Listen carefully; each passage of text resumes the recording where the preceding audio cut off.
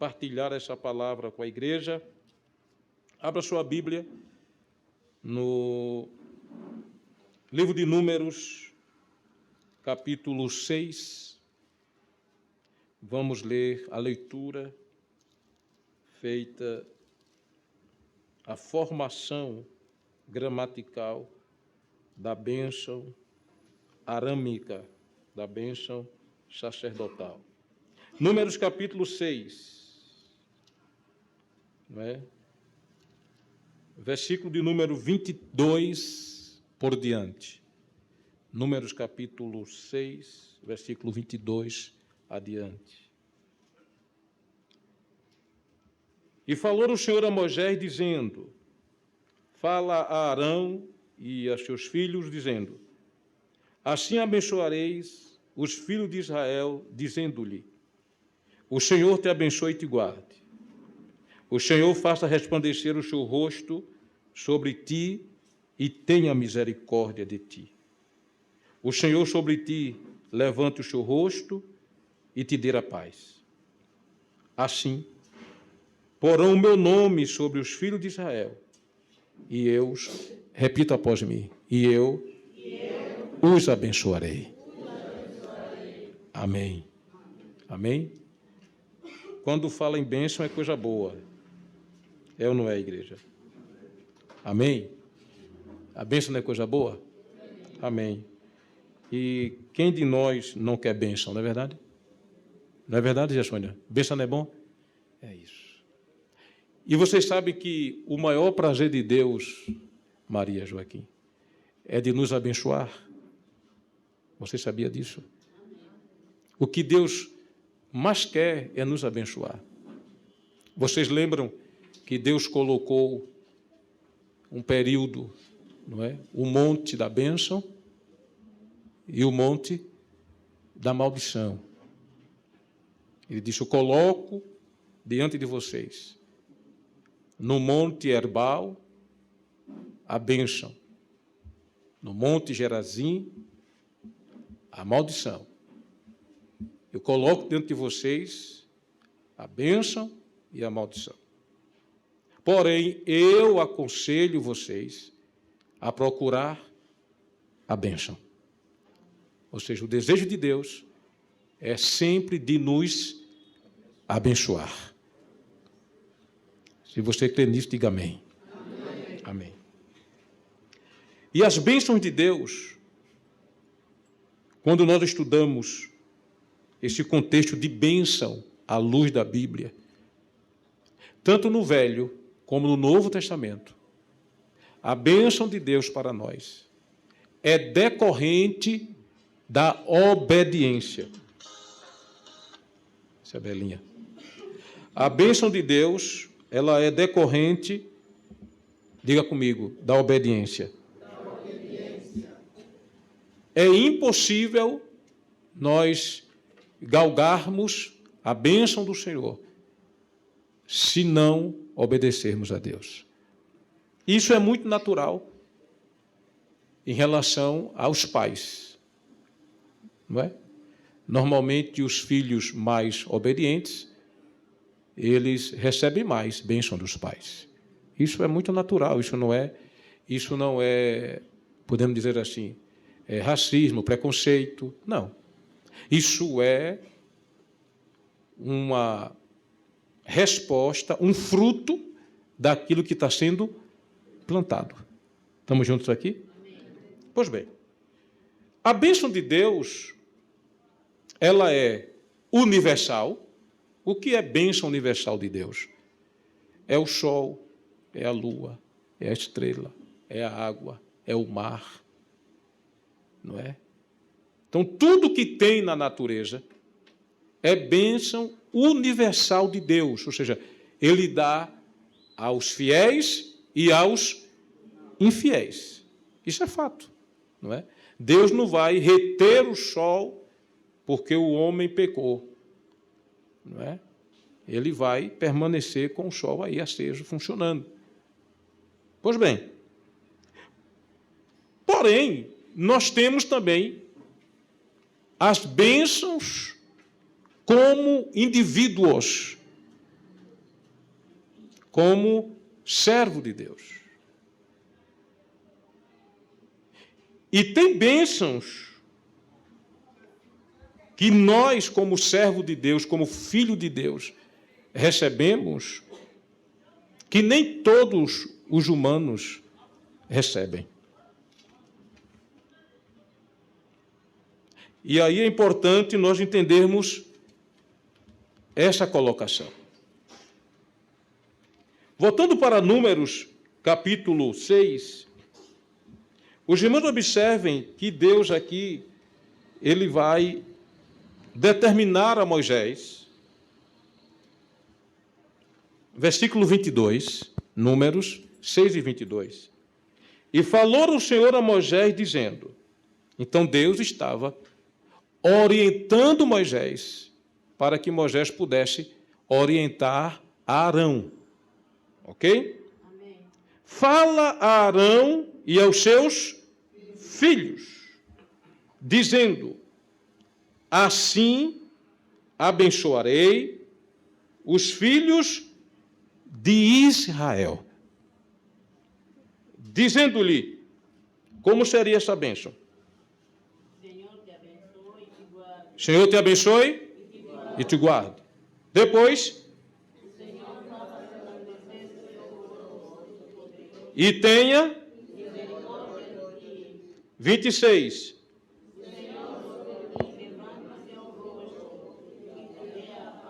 E te dê a paz.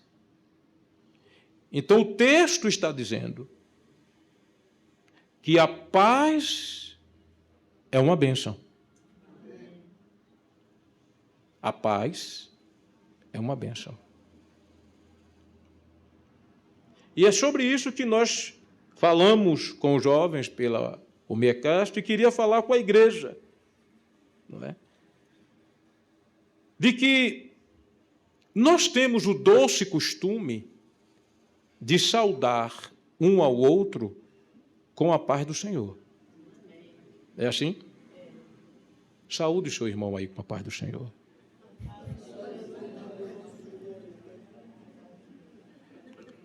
Não é bom ouvir essa saudação? Não é bom? Quando você diz a paz do Senhor, você está desejando para o seu irmão que venha sobre ele a paz que pertence ao Senhor, porque Ele é o Senhor da paz. E a Bíblia Sagrada, quando ela demonstra, quando ela traz essa expressão paz, o vocábulo hebraico para esta expressão paz é shalom. É o shalom. Normalmente, o povo hebraico, ele tem esta saudação. Alguns dizem Shalom Adonai, não é? Que é a paz derivada de Deus. E esta paz, que é transmitida, ela não significa apenas ausência de guerra.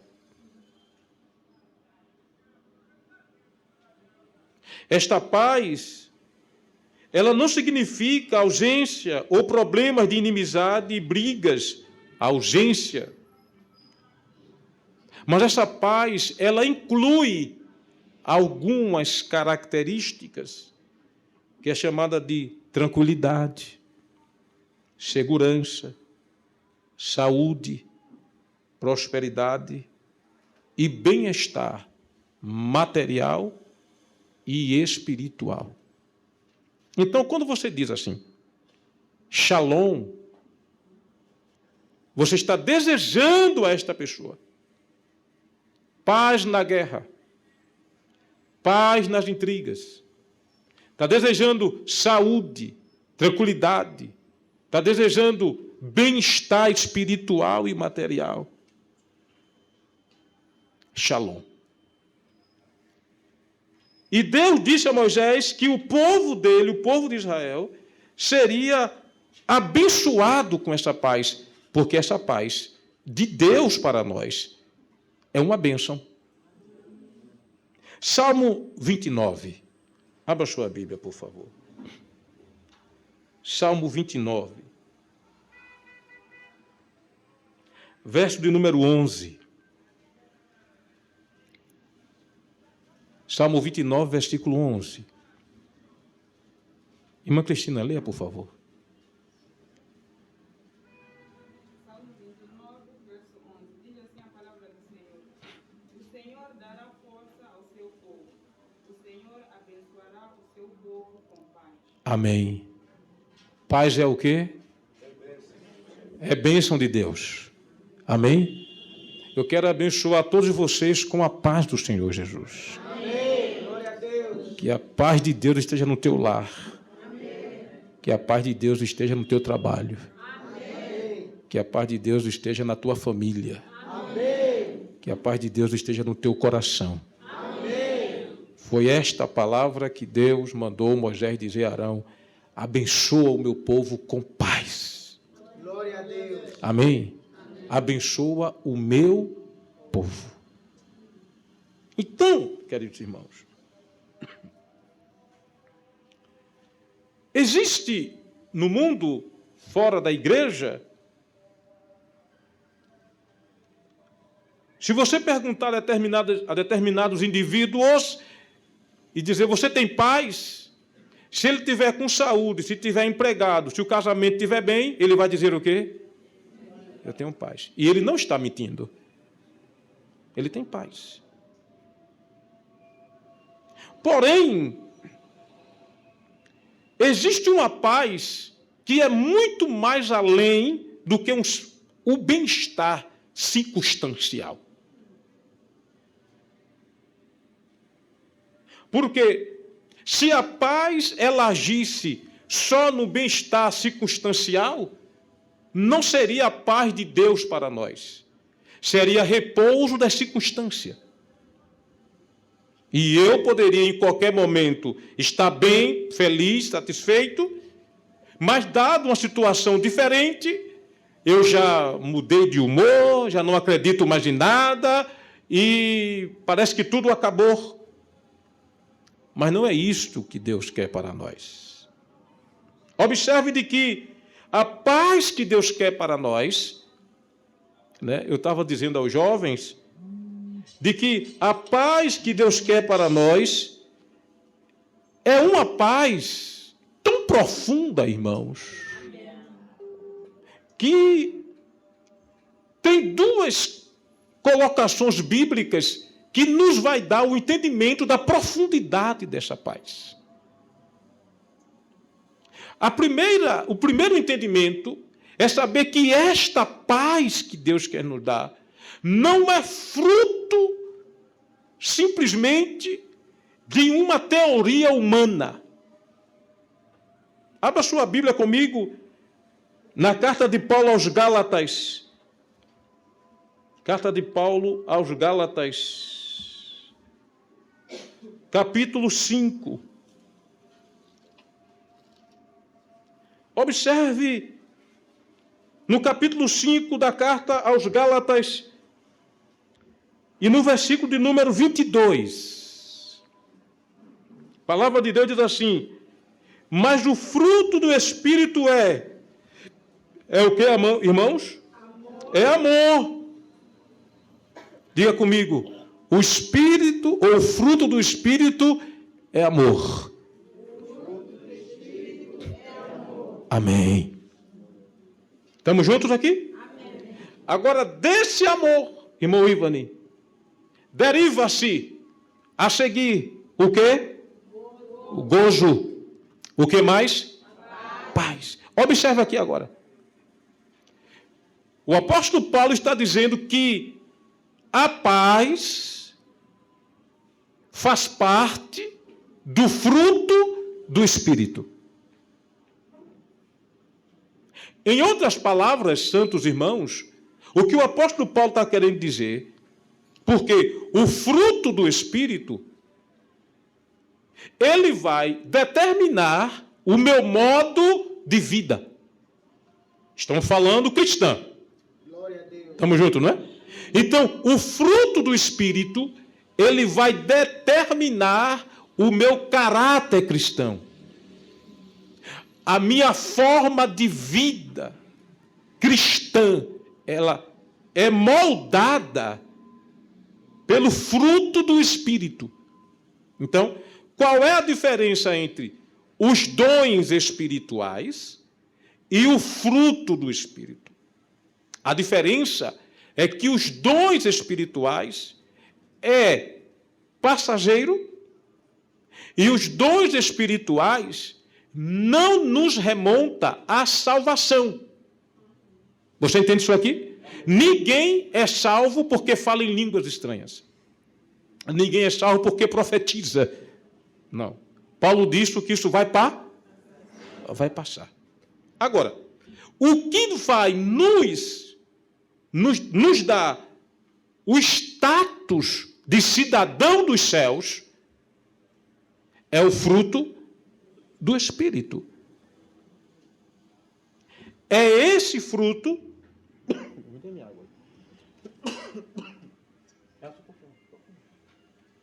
que vai nos dar o status de cidadão do céu. Continue o versículo número 23, Gálatas 5 e 23. Veja como é que diz.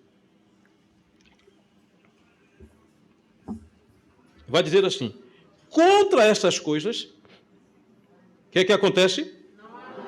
Não há lei. Versículo de número 24. E os que são de Cristo crucificaram a carne com as suas paixões e o quê? Concupiscência. Versículo 25. Se vivermos no Espírito, o que é que Paulo vai dizer? Então, o fruto do Espírito é um modo de vida. Alguém pode dizer, pastor, como é que eu sou nova criatura em Cristo Jesus? Se você viver a plenitude do fruto do Espírito. Agora, para que eu viva o fruto do Espírito, não é necessário eu ser batizado com o Espírito Santo. É necessário eu aceitar Jesus como meu Salvador. Quando eu recebo Ele como meu Salvador e creio que Ele é o Senhor da minha vida, aí não é eu dizer que sou salvo simplesmente. Alguém vai testificar por mim. Quem é esse alguém? Veja lá. Romanos capítulo 8. Romanos capítulo 8 e o versículo de número 14. 8 e 14 de Romanos 8. Diz a palavra de Deus, o versículo 14. Porque todos os que são guiados pelo Espírito de Deus, esses são os filhos de Deus. Aonde é que estão os filhos de Deus? Levante a mão, por favor. Só os filhos de Deus. Amém? Amém? Glória a Deus. Agora, o que é que caracteriza eu como filho de Deus? O que caracteriza é eu ser guiado pelo Espírito Santo. É deixar o Espírito moldar a minha vida. Ou seja, moldar quer dizer eu viver na conformidade da vontade do Espírito. Estamos juntos aqui? Porque entenda bem, irmãos, a salvação, ela não é produto de homem, ela é produto de Deus. Tá? A salvação é produto de Deus. Então, por que eu sou salvo? Porque Deus me amou. Efésios 2 e 8 vai dizer que não é por obra para que ninguém se glorie, mas é um presente de Deus. Estamos juntos aqui? Pois bem. Então, a salvação é uma coisa sublime, é uma coisa extraordinária. O escritor aos Hebreus disse assim: como escaparemos nós se não atentarmos para uma tão grande, o quê? Salvação. Então, a salvação é uma coisa grande, extraordinária. A mente humana não é capaz de produzir raciocínio para definir salvação.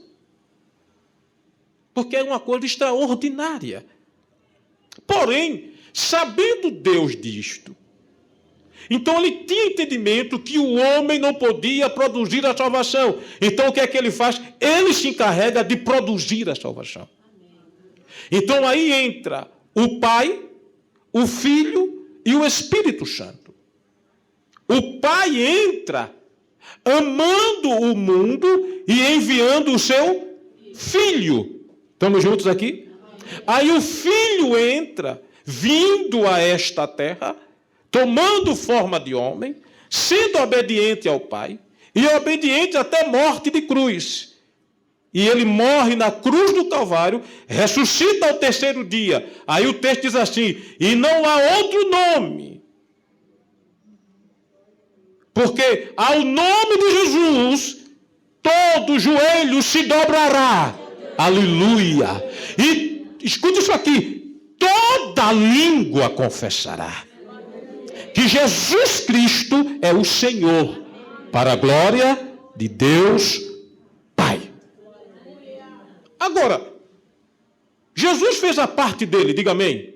Amém. Deus, o Pai, fez a parte dele, amém? Amém. Agora, para nós vivermos aqui nesta terra de modo que agrade ao Pai, então ele envia o seu Espírito Santo.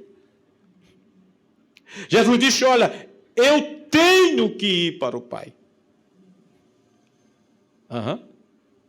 Eu preciso ir para o Pai. 16 de João. Por gentileza, abra sua Bíblia. João capítulo 16. O texto santo. Capítulo 16 de João.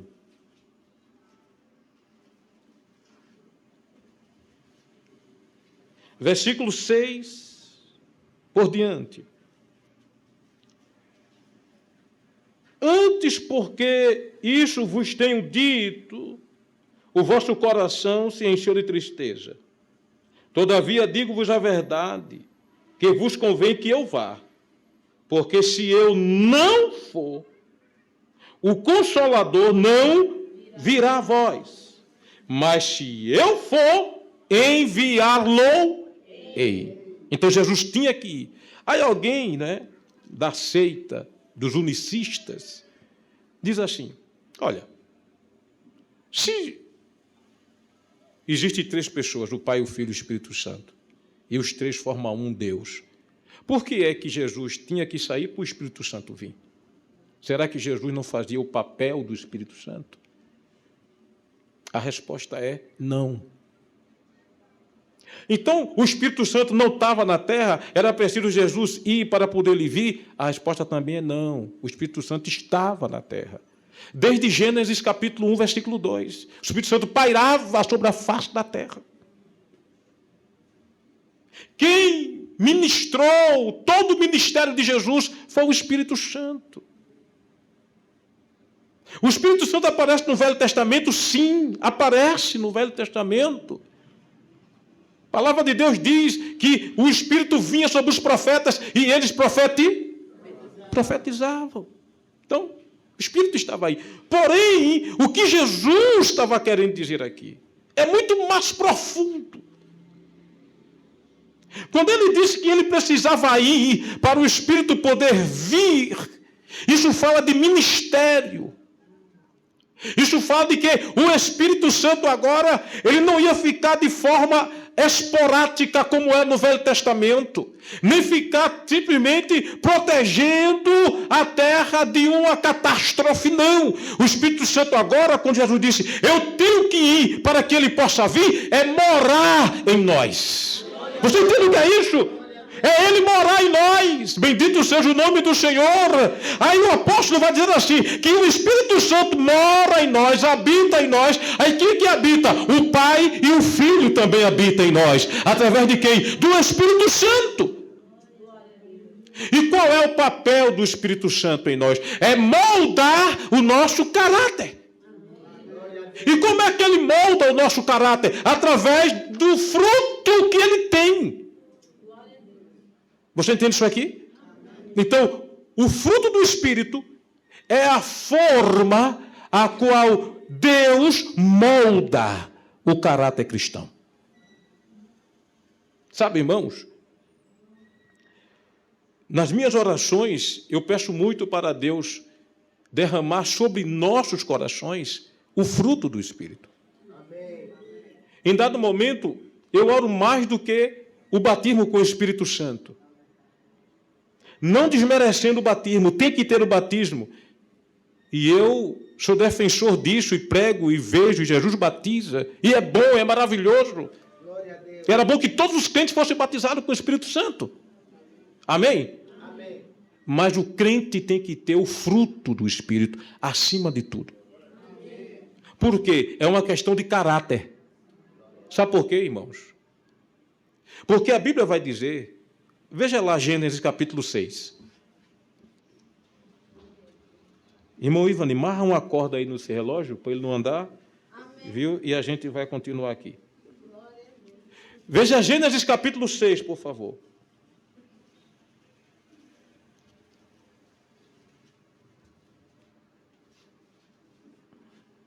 Versículo 3. Então disse o Senhor, não contenderá o que, irmãos? O meu espírito. Então o Espírito Santo está no Velho Testamento. Amém? Amém? Pois bem. Então está aí. Não contenderá o meu espírito para sempre com o homem. Porque ele também é carne, o homem. Porém os seus dias serão de 120 anos. Observe o que é isso aqui. O que o texto está dizendo é que o homem é carne. Estamos juntos?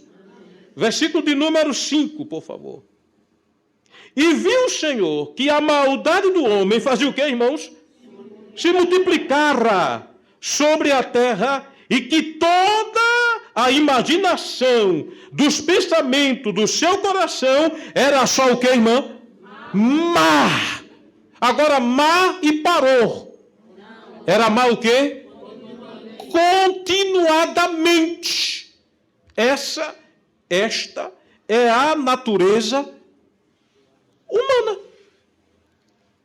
Agora, não pense que nós, cristãos, estamos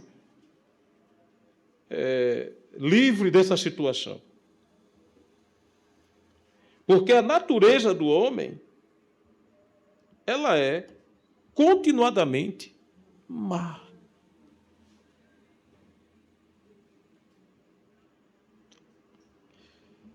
Muito bem. E como é que agora um homem que tem a sua natureza continuadamente má vai servir a um Deus justo, bondoso, santo?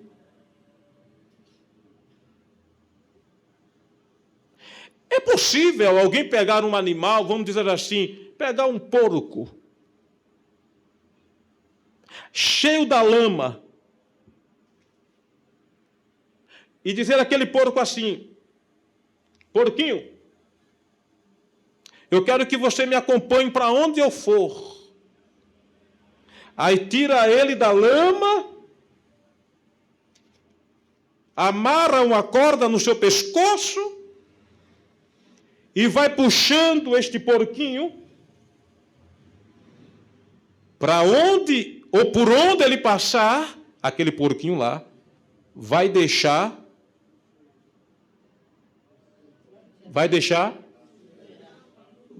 o mau cheiro, a sujidade. Sim ou não? Aí o que é que o dono do porquinho faz? Tira ele lá da lama, da pocícua, leva ele para embaixo de uma torneira, água corrente, pega uma água e dá uma lavagem no gajo ali. Se tiver escova, passa, porque tem sujeira que só sai com escova. Escovão. Depois que olhar para ele, tiver todo limpinho, bonitinho, aí vai dizer, me siga. Aí o porquinho vai andando. O dono na frente e o porquinho atrás. Quando o porquinho vê uma lama, ele vai querer na lama. Aí ele vai e se espoja de novo na lama.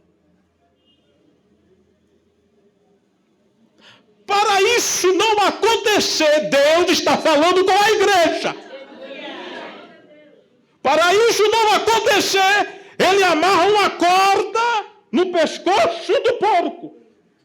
Depois que dá um banho nele, amarra uma corda bem amarrada, que é para não soltar. Amarra na mão dele e diz, agora você vem. Agora, o porco lavado e amarrado, quando ele vê uma lama, ele vai querer ir também. Não vai mudar o sentimento dele. Sabe por que ele não vai? Porque o dono vai ficar, não, fique aqui, você está comigo. E ele quer ir para a lama. E o dono diz, não, você vai ficar aqui, você não vai. Isso é o Espírito Santo conosco. É o Espírito Santo, porque a nossa natureza é má. E a nossa vontade é de pecar, de prostituir, de adulterar, de fumar, de beber. Mas o Espírito Santo diz, não, você foi lavado pelo sangue. Bendito seja o nome do Senhor. Não vá não, fique aqui. E uma das características que ele usa para nos amarrar em Cristo é a paz. A paz que provém dele. Bendito seja o nome do Senhor. É a paz que provém dele. Por quê? Porque, permita-me, Santa Igreja, em dado momento nós somos como que voláteis. Somos movidos pela circunstância. E aí, quando a gente se move pela circunstância, parece que a gente perde aquela paz, aquela segurança. Vamos observar o que é que Paulo diz dessa paz. Glória a Deus. Em primeiro lugar, Filipenses capítulo 4, versículo de número 7. Louvado seja o nome do Senhor. Digam após mim, eu preciso. Agora fale com você mesmo, tá bem? Diga, eu preciso ter paz comigo mesmo. Receba essa paz no sua alma. Receba paz no seu coração. Bendito seja o nome do Senhor. Leve essa paz para o seu lar. Em nome de Jesus. Veja o que é que Paulo diz. Filipenses, capítulo 4, versículo de número 7. A minha Bíblia diz assim: e a paz de Deus, que faz o que, igreja? Que excede todo entendimento. Escuta, ele vai dizer assim: guardará os vossos corações e os vossos sentimentos em Cristo Jesus. Mas quem é isso? É a paz. Que paz? A paz que Deus abençoou os filhos de Israel. Que paz é essa? A paz que Jesus abençoou os seus discípulos quando estava preso, com medo. Jesus disse: a minha paz eu vos dou. Que paz é essa? É a paz que não se explica. Glória a Deus. Por isso que Paulo disse, é a paz que excede. Isso significa dizer que não tem nenhum filósofo no mundo que consiga explicar esta paz. É uma paz inexplicável. Agora, essa paz quem dá é o Senhor. Estamos juntos aqui? Amém. Pois bem. Agora,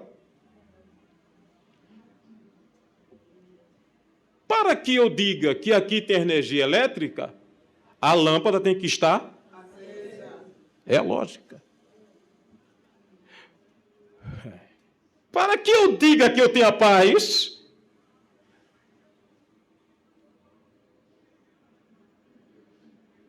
o que é que tem que acontecer?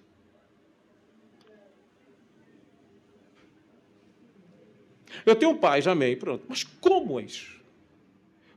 Qual é a prova que diz que eu tenho essa paz?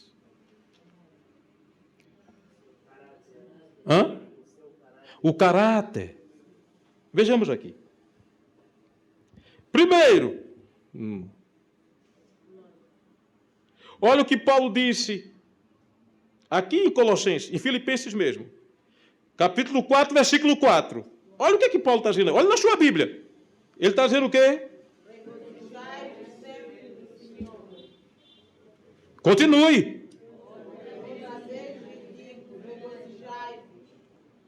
O que é a primeira coisa que me dá a capacidade de entender que eu estou em paz com Deus? É a capacidade que eu tenho de me regozijar em Deus, independente das circunstâncias.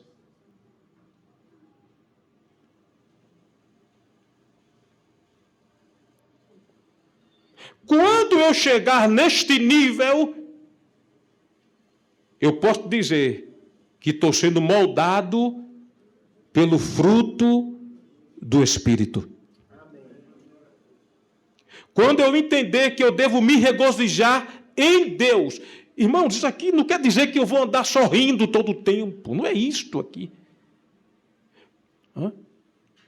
O que o apóstolo quer dizer aqui, regozijai-vos no Senhor, outra vez eu vos digo, se regozije no Senhor, é você não procurar justificar as suas atitudes pecaminosas e colocando a culpa em Deus. É você não colocar a culpa em Deus de um problema que aconteceu, vamos dizer assim. Por exemplo, vamos ter isso aqui.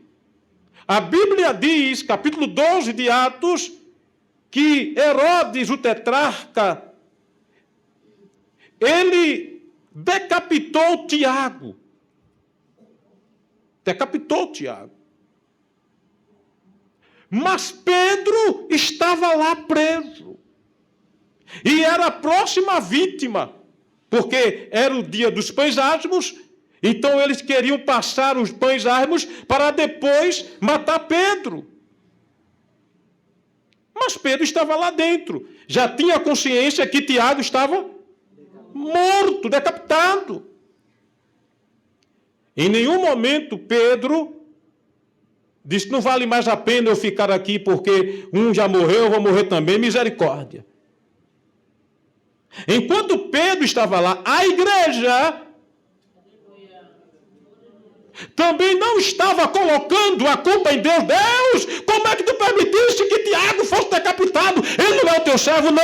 A igreja estava orando por Pedro.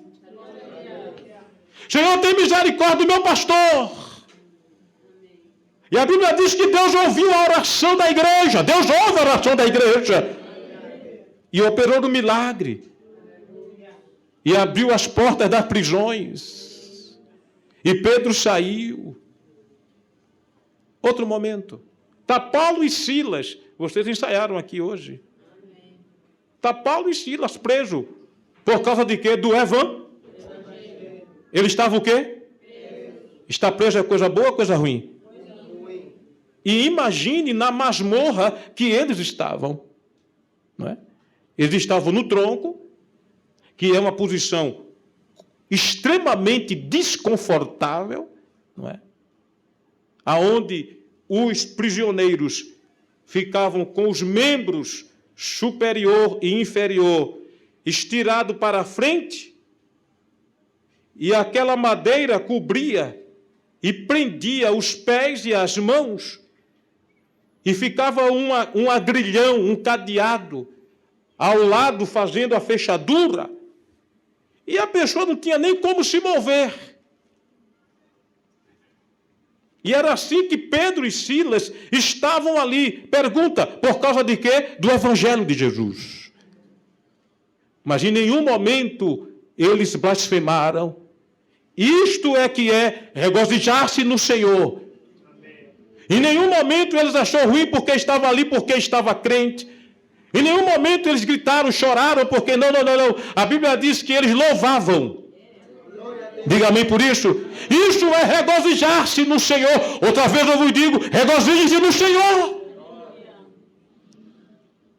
Por quê? Porque é esse regozijar que vai produzir em você a paz. Então, como eu digo que tenho paz, se tudo me irrita? Se tudo eu digo que vou deixar o Evangelho, que não vale a pena ser crente, porque se eu soubesse que ser crente era para sofrer assim, eu não queria ser crente. Então você não está moldado ainda pelo Espírito Santo. Mas que a paz de Deus encha a tua alma. Bendito seja o nome do Senhor. Que a paz de Deus envolva a tua vida de forma tal que você entenda. Nos momentos mais difíceis. Veja o que Paulo vai dizer, e aí eu vou concluir com essa leitura. Capítulo 4 de Filipenses, versículo 6. E eu vou concluir aqui. Diz a palavra de Deus: Não andeis. De que forma? Inquietos. É assim que está dizendo aí? Não andeis o quê? Inquietos. A versão da Bíblia que eu estou lendo diz assim: não andeis ansiosos. Alguém tem essa versão aí? Muito bem. O que é estar ansioso? Meu Deus, meu Pai. Não esteja ansioso, inquieto. Aí o texto vai dizer assim: por coisa alguma. Ou seja, você já viu o que é isso? Você não ficar ansioso por nada?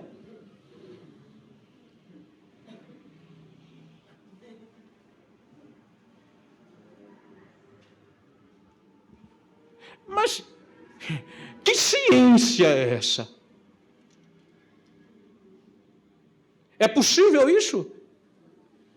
Opa, não é possível?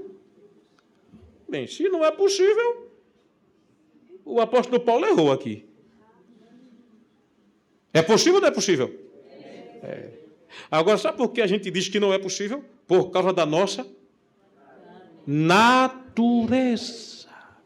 Mas a partir do momento, lembra do Espírito Santo? É. Lembra do fruto do Espírito?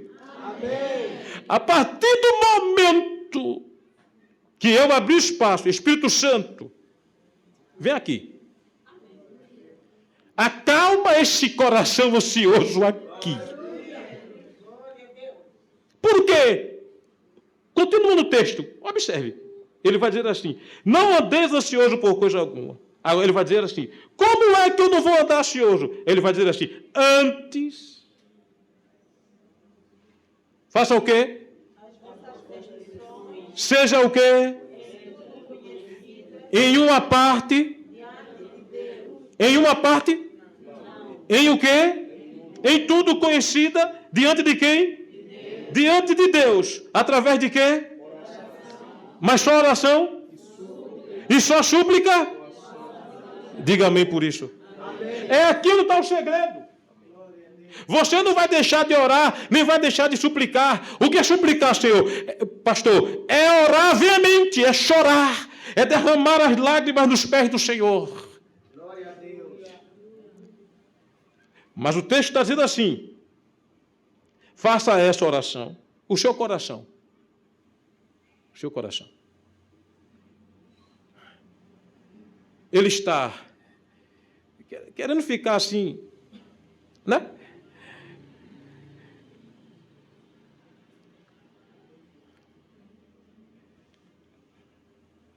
Vai ou não vai? A data está chegando. Chega ou não chega?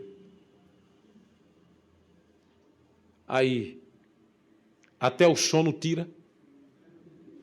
Hã? Quer dormir, não ponha sono. A noite fica longa.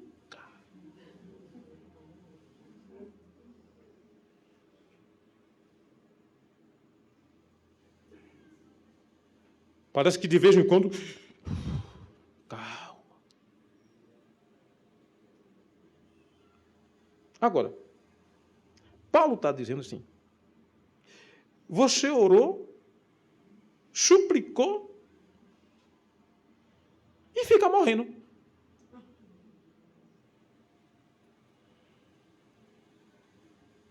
Você orou, suplicou, e mesmo assim fica se acabando, como que a solução dependesse de você. Aí onde vem agora o problema, você quer resolver, mas tem coisas que eu posso, mas tem coisas que é sobre, não chega, não dá. Por mais que eu me estique, eu não posso. Por mais que eu fale com A e com B, com C, com H, não resolve. Então eu vou entregar. Aí eu entreguei ao Senhor. Mas tem oração que a gente faz assim. Entrega o Senhor com um olho e com o outro fica aberto.